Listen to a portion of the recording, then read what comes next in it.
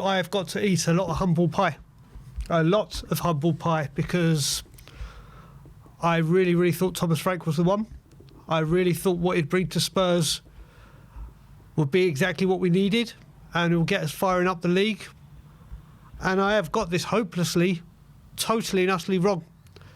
Yesterday was just not so much the performance, just the culmination of everything, just a bridge too far.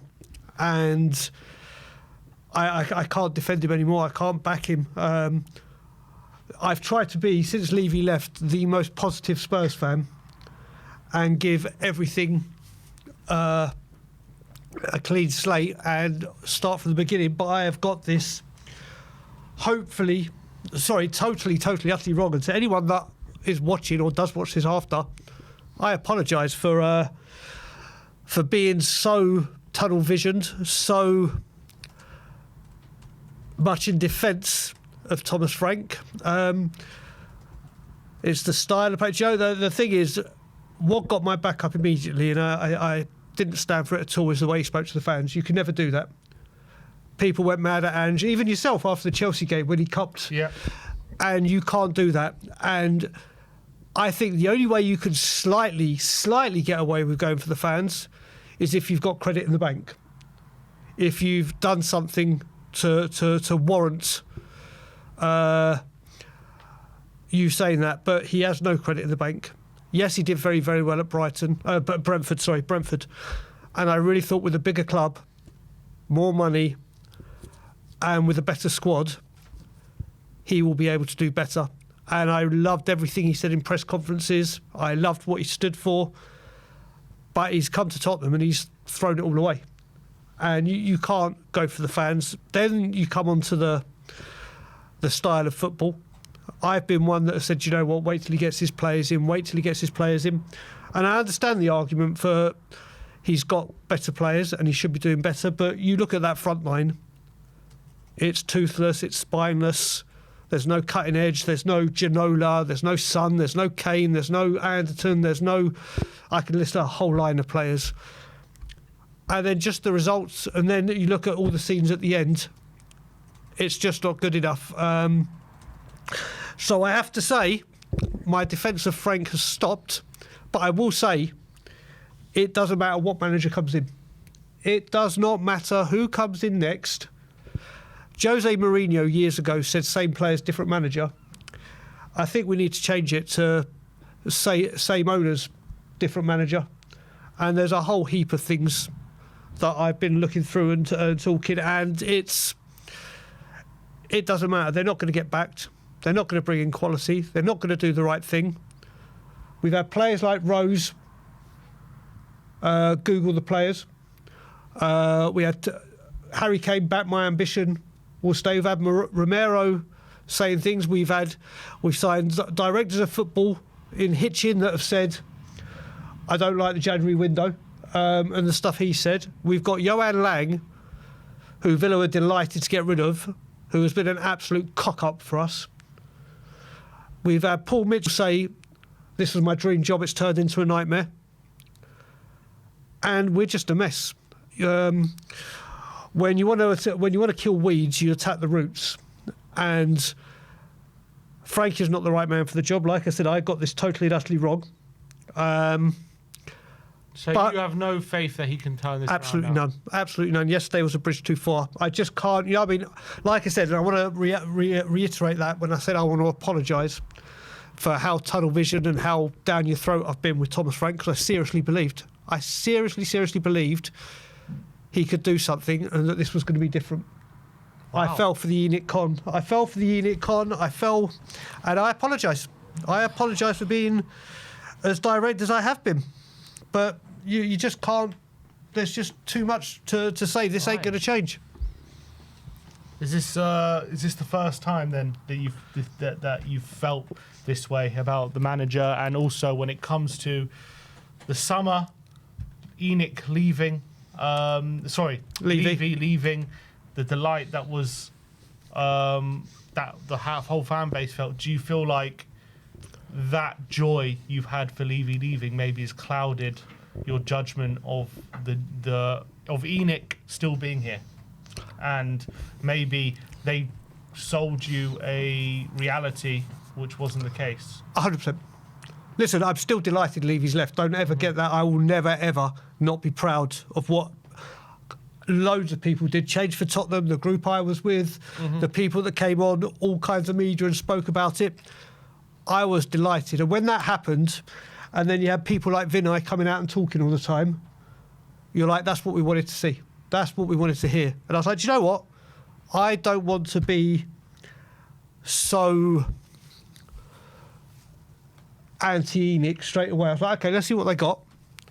But I think it's pretty clear to see, isn't it? Joe, one of my very, very good friends, Craig, said to me when he was talking about it, he goes, do you know what? I was speaking to someone and someone said to me, if ENIC wanted to make this a success, if ENIC wanted to turn things round and actually drive this football club forward and show the ambition like a Harry Kane wanted, they could have ripped this all up.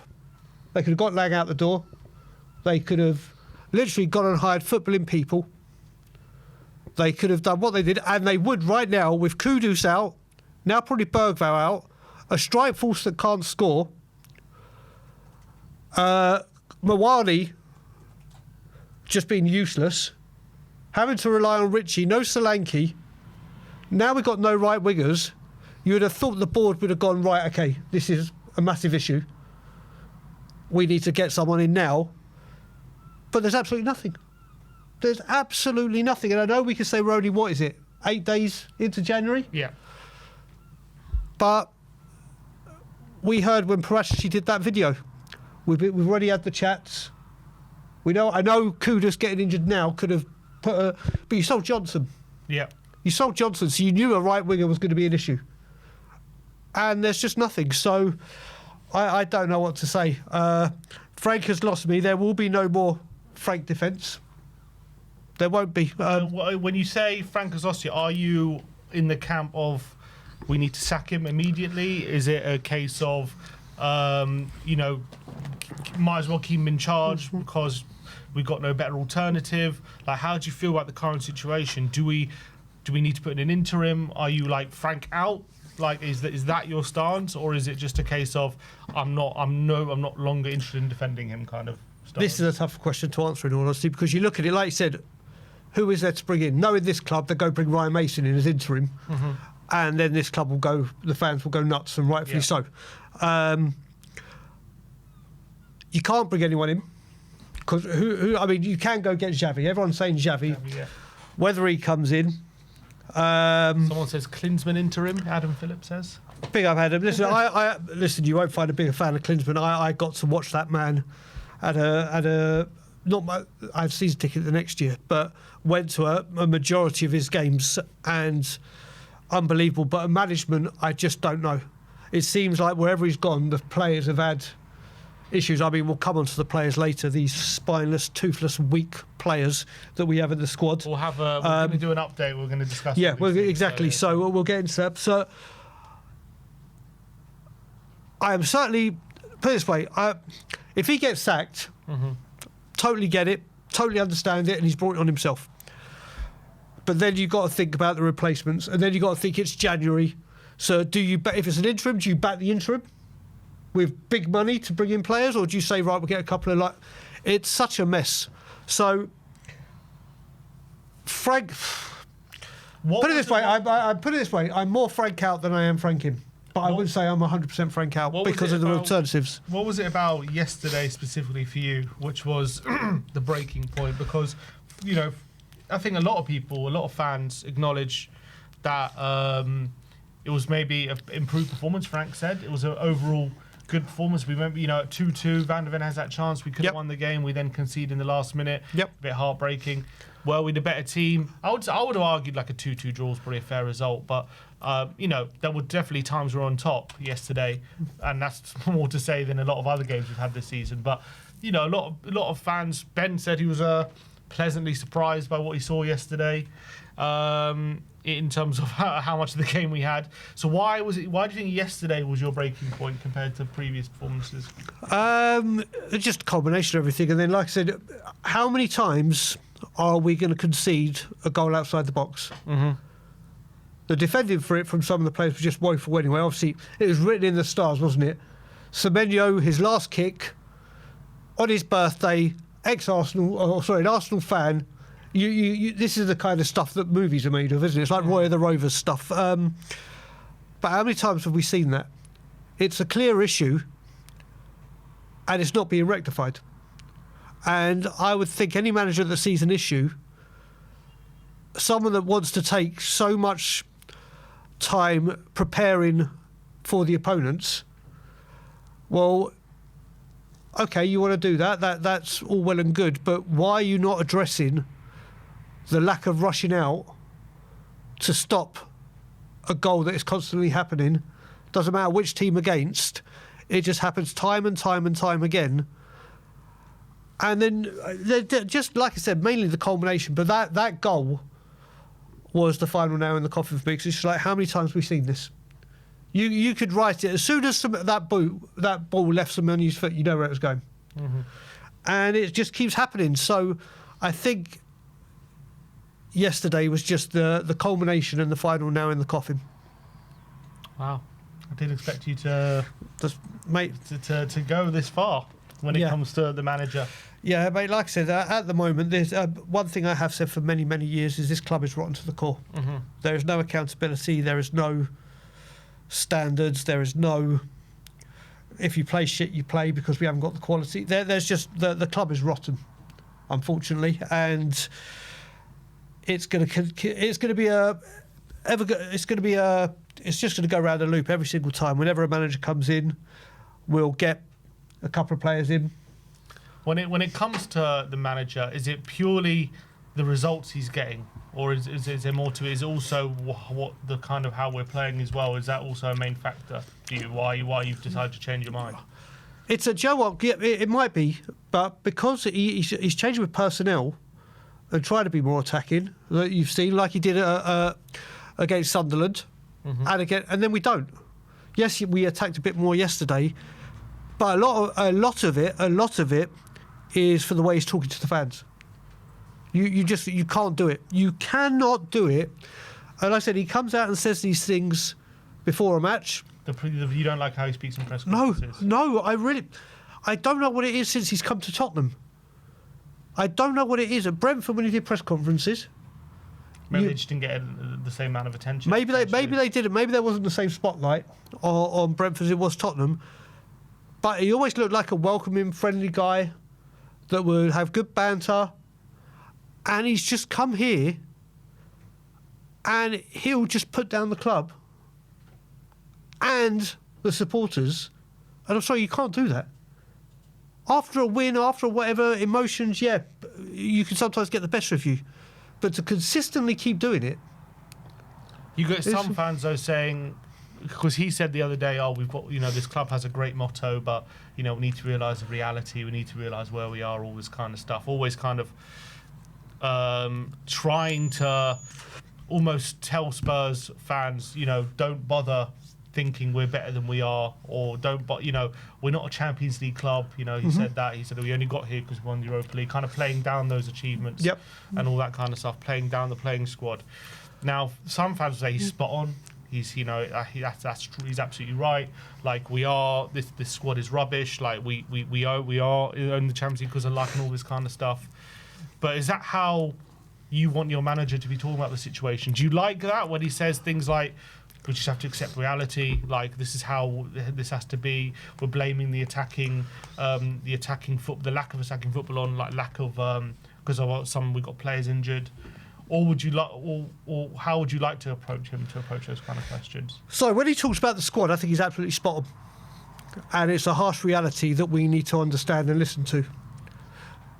Pochettino spoke about a painful rebuild. Mm-hmm. Pochettino is someone that had credit in the bank. He kept saying it. Remember when he said, "I'm not the manager, I'm the coach. They don't mm-hmm. let me manage." Mm-hmm. Correct. He's being brutally honest there. And we need to understand that. And I've said we need to change our motto to it's worse than first feared. Because that's what we hear all the time now with these injuries. It's not to dare, it's to do. So I believe a lot in some of the things he's actually saying when it comes to the squad. I think he's right. But to continue, I think it's the manner that he's saying it, when he's saying it, and he's doing it to deflect the bad job that he's been doing. So I do agree with him when he talks about the reality check, because it's what we do need to have. And people will go and say, well, we won the Europa League. That's all well and good. That's all well and good, and well done to them that did it. That doesn't mean this squad is ready to compete for a league title. Doesn't mean this squad is ready to get into the Champions League. I know we're in it because of the Cup. But when we're saying, you look at that team, you could go through probably from now until the day you were born, I'm speaking to all Spurs fans, and say, do you know what, there was at least one player in there that you knew could get you out of trouble. That there was that one shining light that give him a ball and he could get something and win the game for us or whatever. There's not a single one in that squad right now. Not a single one. And we've had years and years and years dining on Kane and Son, and we can go back all the way through the years of the quality players we've had to get us out. And there's not one. I've always said, though, well, not always, but I've said, like, when we, before Poch came in, a lot of people were saying the same things about that squad. And you know what I mean? A lot of people were saying a lot of things about the players in that squad. And Poch came in and really improved them and really got a different level out of them. A lot of people were saying these players are rubbish, they're no good. Even people like Dembele, people saying they wanted rid of him because he was just a flop from Fulham.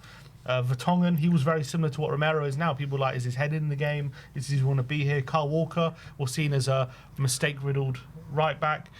So, you know, I think for me, like, there is talent in this squad. I'm not saying they're a world beaters like we had, 100%. And Kane, Son, they really dragged us up levels that we maybe shouldn't have been. But in terms of the players he does have, we do have players there which he should be getting some sort of tune out of. And at the moment, I do think the way he's been setting them up and what he's been asking them to do is not conducive to a team that is on the front foot, looking to go forward, progressing the ball forward, and setting up chances. It's almost like when we get into the final third, like Kudus has to beat 3 or 4 players to even create a chance every time, and he's so isolated all the time. They're not close together, and it's always, I feel like, in the process of always trying to be a bit risk averse, always trying to, you know, be worried about if we lose the ball, what happens then, instead of what happens if we can, you know, get into their box and do something. And I think that's really hampered us. Mate, I think there, like I said, there is some talent. I think with a different manager, maybe we look at these players in a different way. Is my point. A lot of them. Look at Tell yesterday. Yeah, listen, games and look how well he did. Yeah, but that's in a one game. Obviously, he hasn't had the chance to do it consistently. He hasn't had a run of games. But mate, like I said, you go back with that Poch team. I'll go to the players that you mentioned. Dembele was never ever a flop. Anyone that was calling him a flop is wrong. Well, before Poch came, he wasn't doing great. He had a great time with Sandro. One season, yeah, he had that great season with Sandro. Then the next season then Sandro got injured.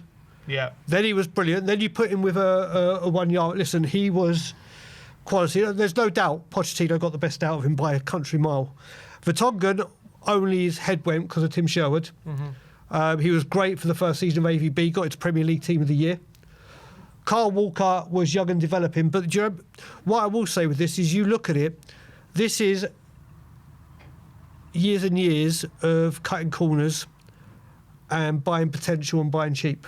Or buying overinflated prices and putting on cheap wages. And that's where we look at it now. There is, in that midfield, it's a mess. It's a complete mess. The front line is just... When have we ever had a Tottenham front line like this? In your lifetime... Well, we've always had someone... We've always had a bit of Keane, a Berbatov, a Crouch, a Canute, a Sheringham, a Klinsmann. We can keep going back and back and back. There's always been that one that you know could get you 15, 20 goals, bang, done, or assistant. Salazar's on track for that. He is, but like I said, he hadn't scored in his last 3 games when he came on. Scored as a sub against Liverpool. started 3 games, didn't score. Came off the bench, I will say, he definitely made an impression because Kolo Muani, he was terrible. Yeah. mate, terrible was too nice. Terrible was too nice. What does he do? We'll get into We'll this. get, but We'll this is get the into thing. this, So, look, Spurs are a mess. The players, or the squad, is not as good as we or people think it is. It really isn't. The manager, and again I apologise for getting it horribly wrong, is out of his depth. The director of football is shambolic. Vinay, where have you gone from doing all the videos to being absolutely non-existent? And Enoch, this was your chance to come out and show that things are different. We're already weaker because we lost Johnson. We're weaker now because of Kudus and he looks like Bergvall. And we're in the January transfer window and you're twiddling your fingers. I want to talk about that because there's just been an update. Oh, okay. I don't know if you've seen it, and it's not good.